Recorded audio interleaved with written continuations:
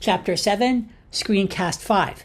Now, this particular screencast will be focusing on the functions associated with proteins. And remember, due to the large number of amino acids, there is quite a large diversity in proteins, hence a big diversity in their function. Now, here we basically can see the sources of protein. So they can be basically amino acids that are coming from the breakdown of cells or actually coming from our diet. And then notice what we have here. We actually have that amino acid pool. And here we actually see some of the primary functions associated with here. So the synthesis of non-protein nitrogen-containing compounds, ketone production from carbon skeletons of some amino acids, glucose production from carbon skeletons of some amino acids through gluconeogenesis, energy production from amino acid carbon skeletons. Keep in mind we're looking at 4 kcals per gram of protein, and then looking at the synthesis of protein for cell structure, immune function, hormones, enzymes, and many other essential functions of the body. Now notice here, the result is going to be basically free ammonia, and this will move on to the liver where it's converted into urea, and then we will excrete it via the kidneys. Probably the first function of protein that comes to most people is the role of structure. And if we think primarily, we almost automatically go to muscle. But there are other examples as far as collagen, and then we do have our contractile proteins, actin, myosin. If we look at periods of growth, we're going to see many new proteins that are synthesized. But also if we look at during malnutrition or disease, proteins will actually be broken down to supply energy. So one of the functions we are most probably familiar with as it comes to proteins is structure.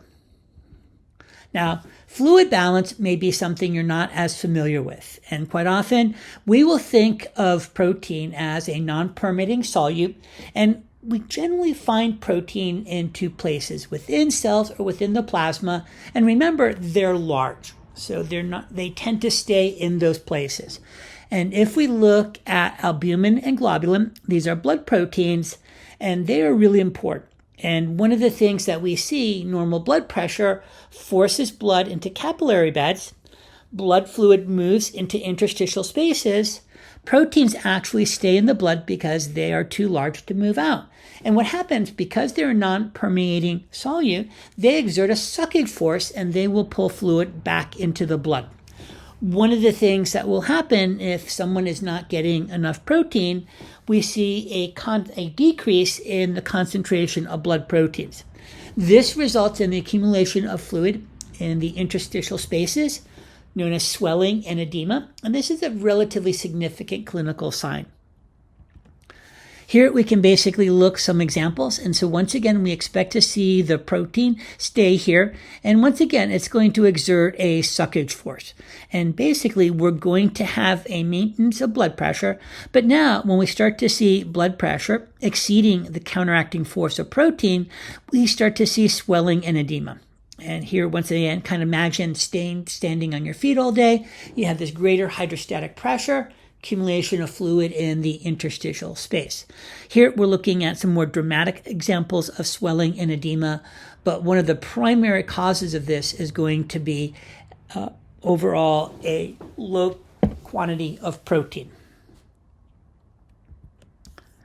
Now, one that you might not be as familiar with is the function of proteins in maintaining acid-base balance. And so they reflect the concentration of hydrogen ions. So a high hydrogen concentration has a low pH, low hydrogen concentration has a high pH, and the role of proteins quite often is to act as a buffer. And I quite often think of a buffer as it relates to hydrogen ions and think of it as a hydrogen ion sponge. So they have the capacity to absorb hydrogen ion, therefore limit any impact on pH. Also, keep in mind, many proteins are negatively charged, and they will actually attract or buffer positively charged hydrogen ions. Probably one of the more common functions of protein that we might be familiar with are hormones, enzymes, and neurotransmitters.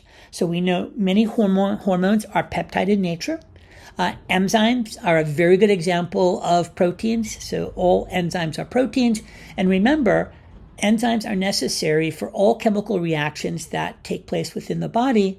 And they do this by decreasing the activation energy of a reaction.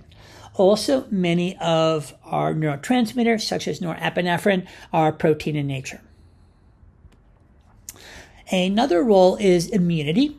And antibodies are proteins that are a key component of the immune system.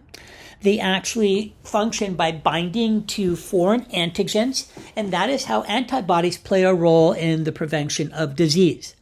If someone's not producing or getting enough dietary proteins, then someone is going to have a real problem, and they're not going to be able to produce antibodies, and they're going to be more susceptible for some type of infection or so on. There is a term known as anergy, and this develops and the body's ability to fight infection is actually reduced. If we look at transport, go back to many of our transport proteins that we find within the cell membrane. And so think about hemoglobin, which is a transport protein for oxygen. All of the lipoproteins, which were covered in the previous chapter, they're responsible for transporting large lipid molecules in an aqueous environment, such as blood. We look at retinol binding protein, which is going to carry vitamin A. We'll come back to that. Vitamin A is a lipid-soluble or fat-soluble vitamin. We have transferrin and ferritin. Their role is to carry and store iron. And then we have ceruloplasmin, and that is a protein that's responsible for carrying copper. And last but not least, we actually have energy associated with protein. But we have to keep in mind here is this is a process that's going to happen when carbohydrate is not available.